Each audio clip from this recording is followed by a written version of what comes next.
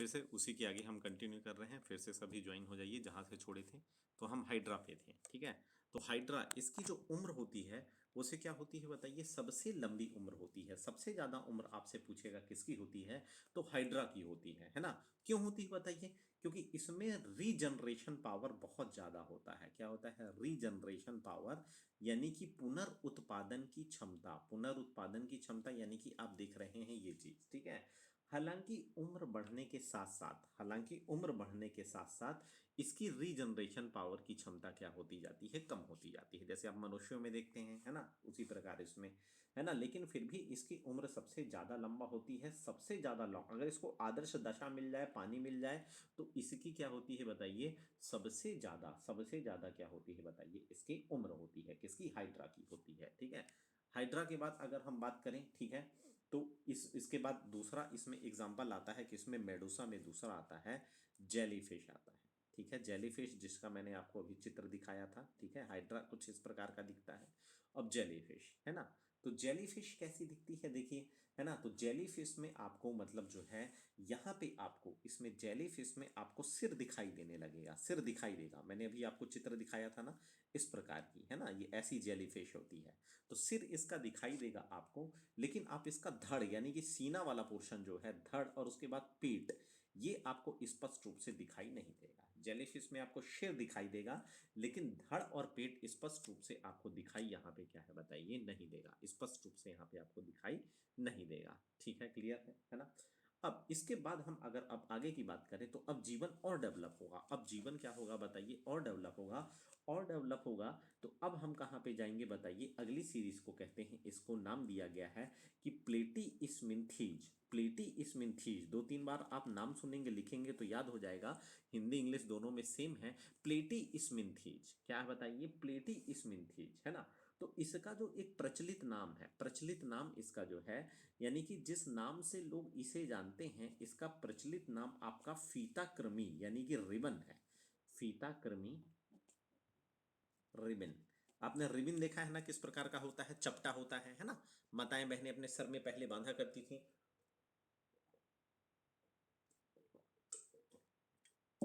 तो वही आपका क्या है बताइए?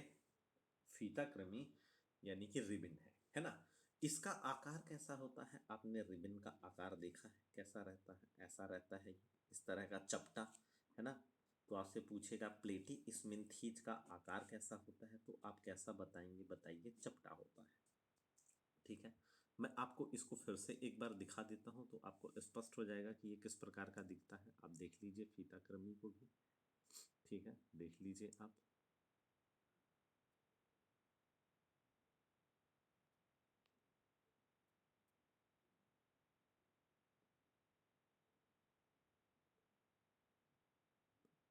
इस प्रकार का आपको कुछ दिखाई देगा। कैसा दिखाई देगा ये? चपटा दिखाई देगा, रिबन की तरह का। आप दिख रहे हैं ना, कैसा दिखाई देगा आपको? चपटा दिखाई देगा, रिबन की तरह दिखाई देगा। तो प्लेटी स्मिंथीज का जो एक प्रचलित नाम है वो क्या है बताइए? फीताकृमि है। यानी कि ये रिबन के आकार का कैसा होता है? चपटा। आप देख रहे हैं यहाँ पे कैसा है बताइए? चपटा। अब आप इसका सिर देखने की प्रयास करिए, तो आपको सिर इसका क्या है बताइए? दिखाई दे रहा है, ठीक है। सिर के साथ आपको इसका जो है तो धड़ भी दिखाई दे रहा है, और उसके बाद इसका पेट भी दिखाई दे रहा है, ठीक है। तो सिर धड़ पेट, यानी कि पहली बार पूछता है कि आपको, चूंकि सबसे पहले टिश्यू लेवल में काम हो रहा था, उसके बाद फिर क्या है आपके सॉरी सेल लेवल में काम हो रहा था, फिर टिश्यू बने थे। अब तीसरे नंबर में प्लेटिस्मिंथीज में यहाँ पे क्या है? अंग बन जाएगा। तो आप सबसे ऊपर वाला पोर्शन देखेंगे, सबसे आगे का तो सिर है, बीच वाला धड़ है, और इसके पीछे वाला पेट है। आ रहा है समझ में? तो इस प्रकार से पहली बार यहाँ पे सिर धड़ पेट तीनों चीजें दिखाई देती हैं। तो सबसे पहली चीज, अब यहाँ पे सेल था, टिश्यू था, पहली बार यहाँ पे आपका अंग दिखाई दे रहा है। क्या दिखाई दे रहा है? अंग दिखाई दे रहा है। और यहाँ पे अंग बन जा रहा है। क्या बन जा रहा है? अंग बन जा रहा है। और यहाँ पे आपका सिर हो गया, धड़ हो गया, पेट हो गया। तीनों चीज स्पष्ट रूप से आपको क्या है बताइए? दिखाई दे रही है। तीनों चीज स्पष्ट रूप से आपको यहाँ पे क्या है बताइए? दिखाई दे रही है। प्रॉपर रूप से क्या है बताइए? आपको दिखाई दे रहा है, ठीक है। ये जो फीताकृमि है, तो ये पाया कहाँ जाता है?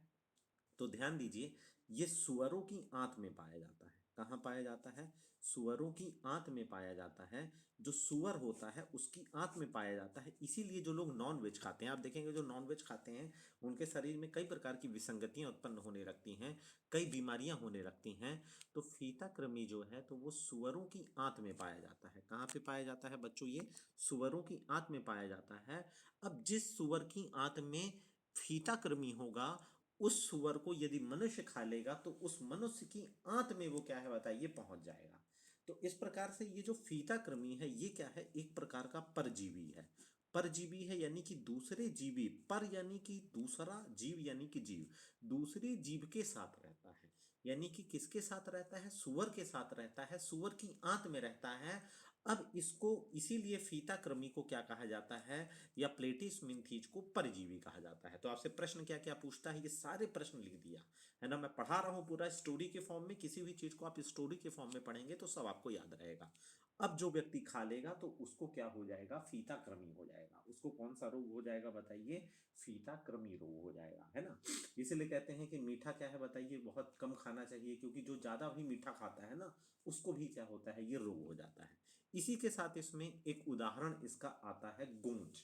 वो आपको कहाँ दिखती है? बरसात में दिखती है। इसी के साथ इसका जो उदाहरण है, तो उदाहरण क्या है बताइए? गूंज है। क्या है? गूंज। हम आ रहे हैं फीता कृमि में। अभी जो मैंने आपको फोटो दिखाई थी जो पहले नंबर का था, याद करिए, ठीक है। तो इसका जो एग्जाम्पल है एक, तो इसका एक एग्जाम्पल है गूंज। ये गूंज आपको कब देखने को मिलती है? बरसात के दिनों में देखने को मिलती है। कैसा इसका संरचना होता है आप देखते हैं, कुछ ही इस प्रकार की गूंज क्या होती है बताइए, होती है। और इसके शरीर में ऊपर एक धारी पाई जाती है, ठीक है। बरसात के समय में दिखती है, बहुत चिकनी रहती है, जब चलती है। हाँ, क्या क्या? हेलो? हेलो? कोई कुछ बोल रहा है क्या? कोई कुछ बोल रहा है? जी बोलें। कोई कुछ बोल रहा है? चलिए, तो ध्यान दीजिएगा यहाँ पे आप, ठीक है, ध्यान दीजिएगा, ठीक है।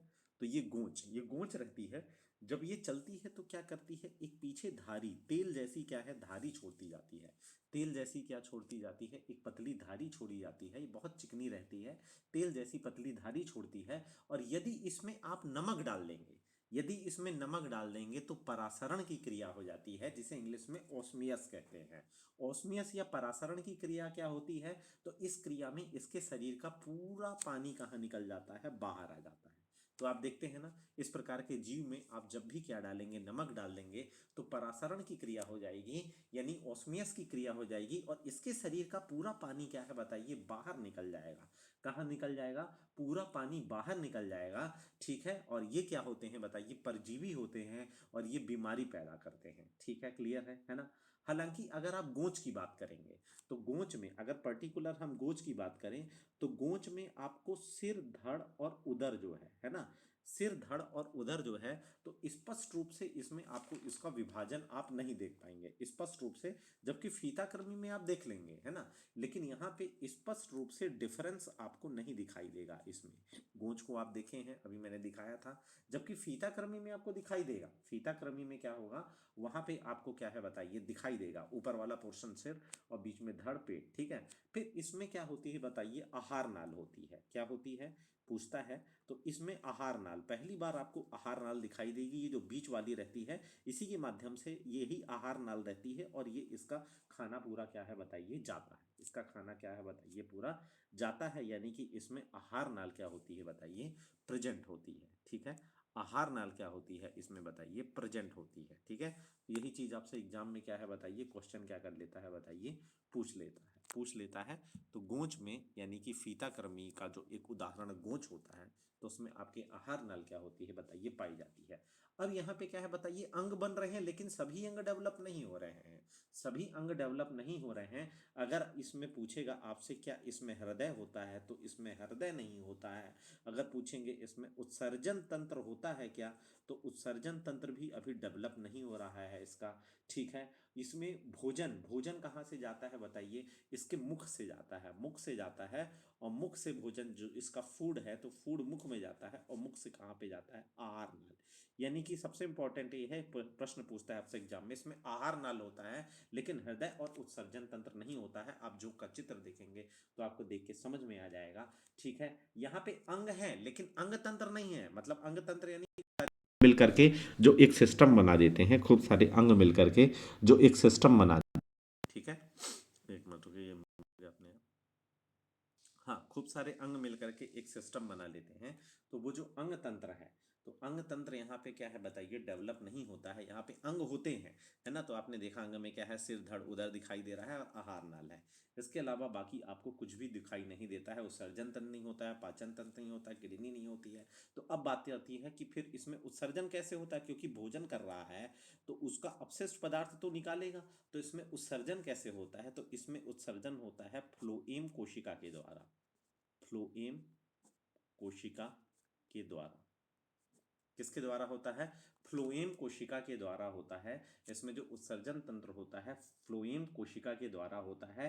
धीरे धीरे अब देखिए जीव की कमियां पूरी होती जा रही हैं, कैसे, अब इसमें आहार नाल आ गया है, ठीक है, सिर धड़ उधर है लेकिन स्पष्ट दिखाई नहीं दे रहा है लेकिन है, और उत्सर्जन तंत्र नहीं है लेकिन फ्लोएम कोशिका के माध्यम से क्या हो रहा है कि इसका उत्सर्जन क्या है बताइए, हो रहा है।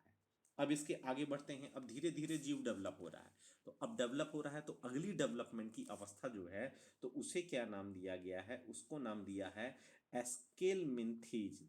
क्या दिया गया है, एस्केलमिन्थीज। तो अब जो आपके एस्केलमिन्थीज है, तो अगर इसका प्रचलित नाम दूं, तो इसका जो प्रचलित नाम है वो क्या है बताइए, गोलकृमि। जैसे वहां फीता कृमि, इसका गोल कृमि, क्योंकि ये कैसा दिखाई देता है बताइए, गोल दिखाई देता है। कैसा दिखाई देता है, गोल दिखाई देता है। मैं आपको दिखा देता हूं इसको फोटो में कि किस प्रकार का ये क्या है बताइए दिखाई देता है, उसको मैं आप लोगों को क्या कर देता हूं, दिखा देता हूं।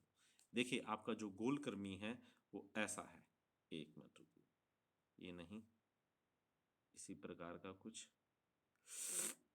है ना, मैंने डाउनलोड किया है आप लोगों के लिए स्पेशली,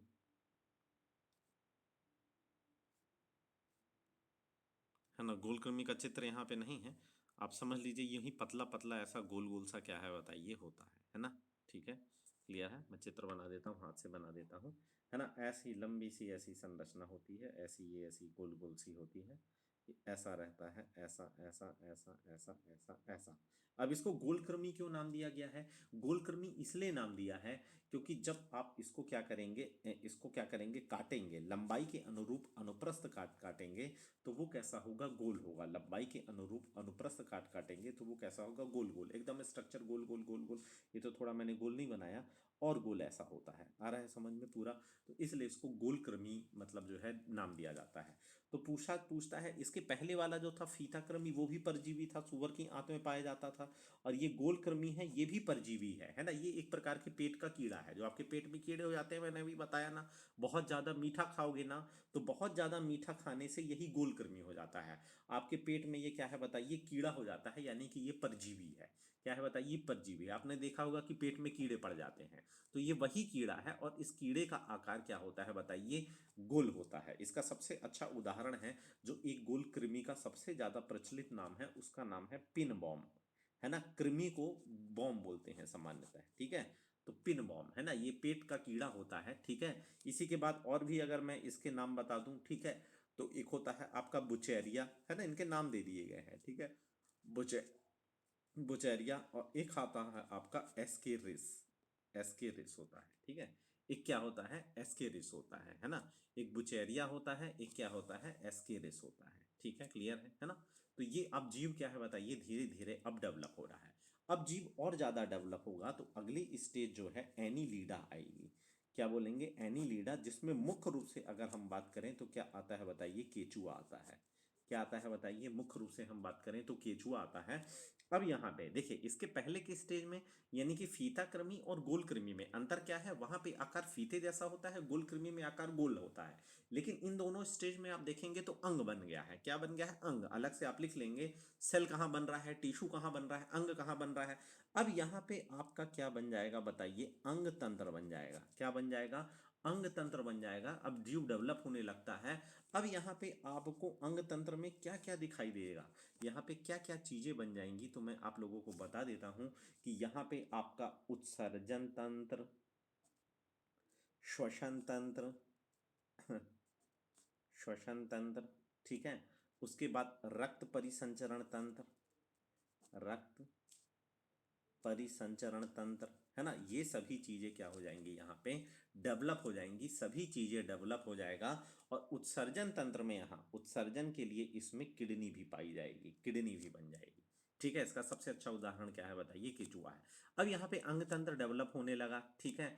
अब इससे अलग अलग उत्सर्जन के लिए, ठीक है, अब यहाँ पे अलग से उत्सर्जन के लिए इसमें किडनी भी क्या हो जाएगी बताइए, डेवलप हो जाएगी। अब इन्हें एनीलीडा क्यों कहते हैं, ठीक है, बहुत अच्छा प्रश्न है कि इन्हें आखिर एनीलीडा ही क्यों कहते हैं या एनीलीडा नाम क्यों दिया गया है। तो इसलिए दिया गया है क्योंकि ये क्या होते हैं बताइए, एक रेखीय होते हैं। क्या होते हैं बताइए, ये एक रेखीय होते हैं, ठीक है। कैसे होते हैं, एक रेखीय और लंबे आकार के होते हैं। आपने केचुआ देखा है ना, बस वही केचुआ इसका सबसे अच्छा उदाहरण है ना। तो कैसा होता है केचुआ, आपने देखा है, ऐसा लंबा सा होता है। और इसके पूरे शरीर में आपको क्या है बताइए, धारी धारी धारी धारी क्या है बताइए, दिखाई देती हैं। यानी कि धारी धारी दिखाई देती है, यानी कि ये कई पार्ट में होता है। किस में होता है बताइए, कई पार्ट में ये क्या होता है बताइए, मतलब जो है तो विभक्त होता है, विभक्त होता है ना। इसका सबसे अच्छा उदाहरण क्या है बताइए, केचुआ है। और केचुआ के बाद जोंक है, आपका क्या है, जोंक है ना। वहां जो हमने देखा था वो गोंच देखा था, गोंच अलग होती है, जोंक अलग होती है। जोंक आपका खून चूसती है, अगर आपके शरीर में आ जाएगी, चिपक जाएगी तो आपका खून चूसने लगेगी। और गोंच एक अलग चीज होती है, दिखेगी थोड़ा उसी जैसी, लेकिन गोंच थोड़ी सी ज्यादा लंबी होती है, ज्यादा लंबी होती है। और ये जो एनीलीडा वाली जोंक है ये चौड़ी होती है। तो वो गोंच अलग है, ये जोंक अलग है। तो इनमें अलग अलग क्या है बताइए, इनके शरीर में धारी होती है और ये पार्ट में क्या होते हैं बताइए, विभक्त होते हैं। सबसे अच्छा उदाहरण एनीलीडा का है, ये एक रेखी होते हैं, इसलिए इन्हें नाम क्या दिया गया है बताइए, एनीलीडा नाम दिया गया है ना। अगर हम केचुआ के बारे में बात करें, यहाँ पे जैसे कई प्रश्न उठते हैं, तो केचुआ का रंग कैसा होता है बताइए, लाल होता है। लेकिन कभी कभी आपको ये गहरा लाल दिखता है, और कभी कभी कोई कोई पोर्शन आप देखेंगे तो कहीं कहीं आपको ये काला भी दिखता है। ऐसा क्यों होता है, ऐसा इसलिए होता है क्योंकि इसमें शुद्ध और अशुद्ध रक्त एक साथ बहता है, शुद्ध और अशुद्ध रक्त एक साथ बहता है। और जिन जीवों में शुद्ध रसो और अशुद्ध रक्त एक साथ बहे, दोनों ब्लड एक साथ बहे, तो उन्हें हम क्या कहते हैं, उन्हें हम क्या कहते हैं, खुला परिसंचरण तंत्र, ठीक है। क्या कहते हैं उन्हें, सॉरी खुला नहीं, बंद, बंद परिसंचरण तंत्र कहते हैं। यानी कि क्लोज्ड, क्लोज्ड कहते हैं हम, बंद परिसंचरण तंत्र, ठीक है।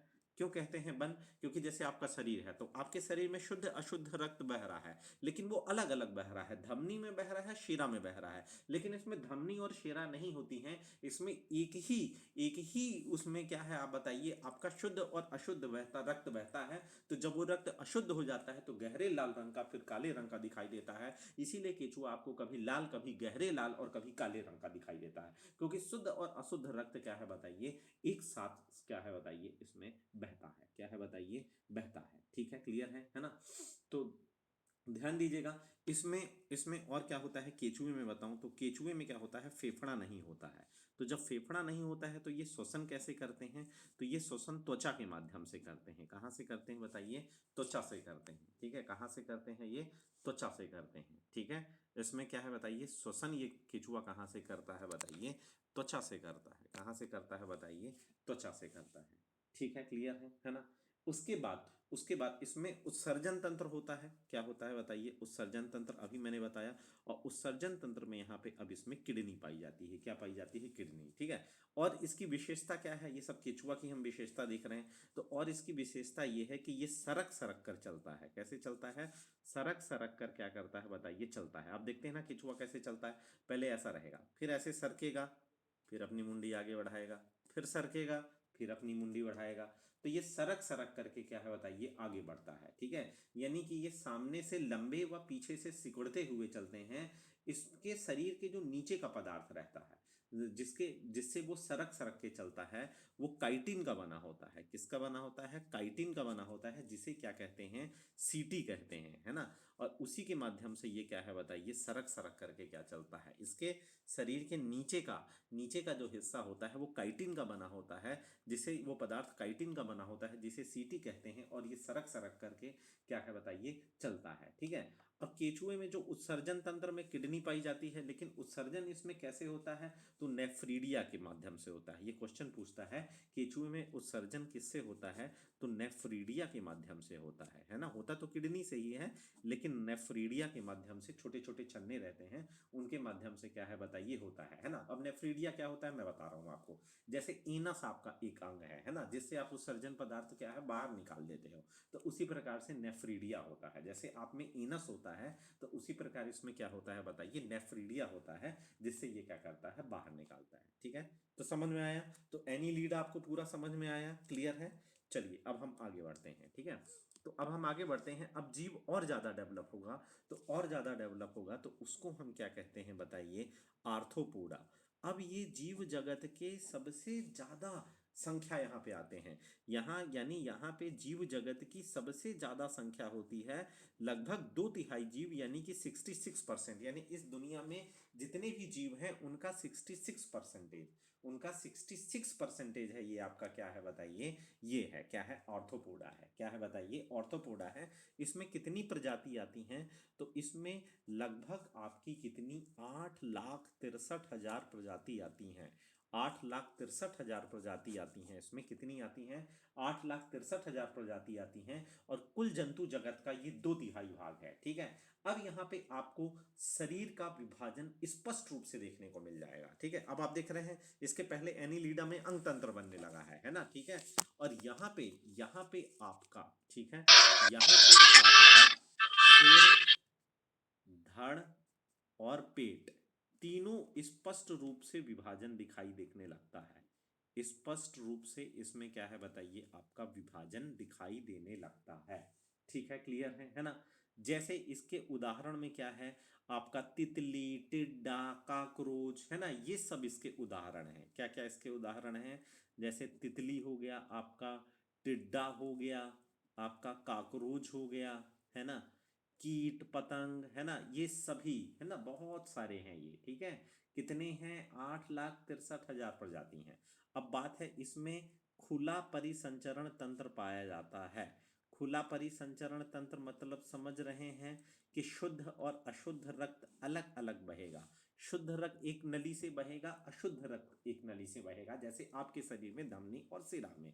तो शुद्ध और अशुद्ध रक्त यहाँ पे अलग अलग बहता है। जबकि एनीलिडा यानी कछुआ में आपको हमेशा याद रहेगा क्योंकि उसका कलर अलग अलग रहता है, तो इसलिए उसमें शुद्ध और अशुद्ध रक्त एक साथ बहता है, तो उसे बंद परिसंचरण कहेंगे, बंद परिसंचरण तंत्र कहेंगे। और इसे क्या कहेंगे हम, खुला परिसंचरण तंत्र, क्योंकि अलग अलग बहता है जैसा आपके। ठीक है, इसमें सबसे अच्छी बात है कि जो हृदय रहता है ना, वो कहाँ रहता है, पीछे वाले भाग में, पीछे वाले भाग यानी कि पीठ की तरफ में रहता है। जैसे आप टिड्डा देखेंगे तो टिड्डा का हृदय पीछे रहता है, तितली है उसका हृदय पीछे रहता है, पीछ वाले भाग में रहता है, पीछे वाले भाग में, है ना।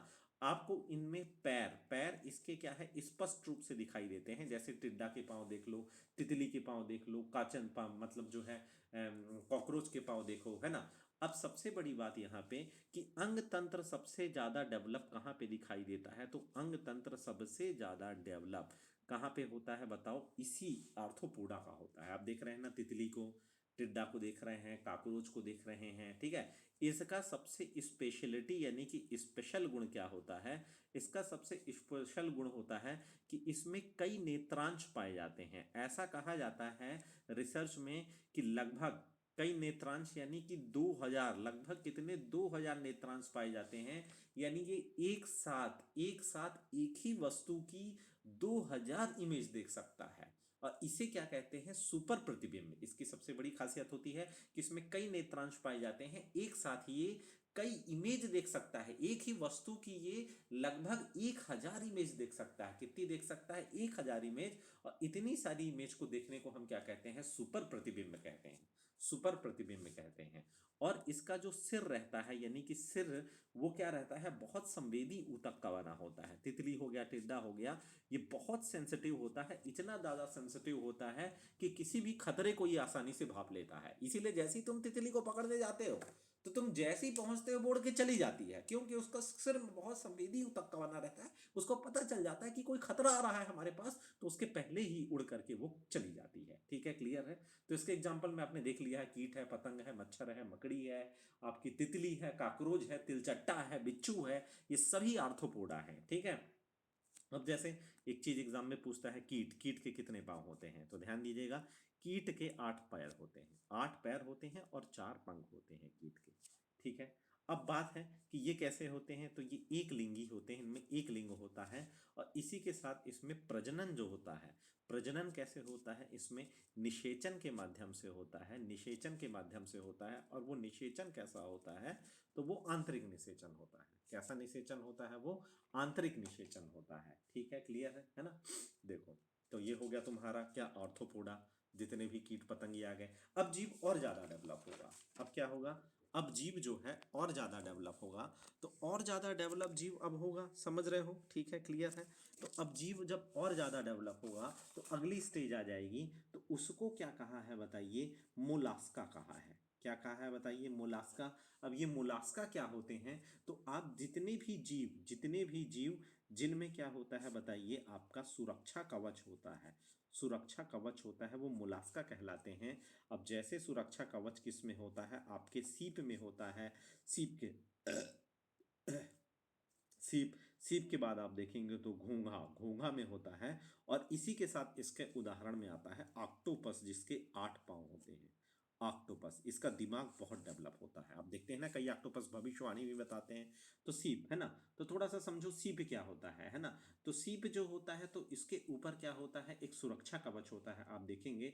और ये इसके इसके अंदर मोती होता है। वो कैसे बनता है, तो वो जो मोती होता है ना, एक्चुअली वे सीप उत्सर्जन पदार्थ छोड़ता है, और वही उत्सर्जन पदार्थ CaCO3 होता है। और यही CaCO3 अंदर इकट्ठा हो जाता है, तो क्या बन जाता है, मोती बन जाता है। ये केमिकल फॉर्म में रहता है और अंदर इकट्ठा हो जाता है, इकट्ठा होकर के गोल रूप ले लेता है और आपका मोती बन जाता है।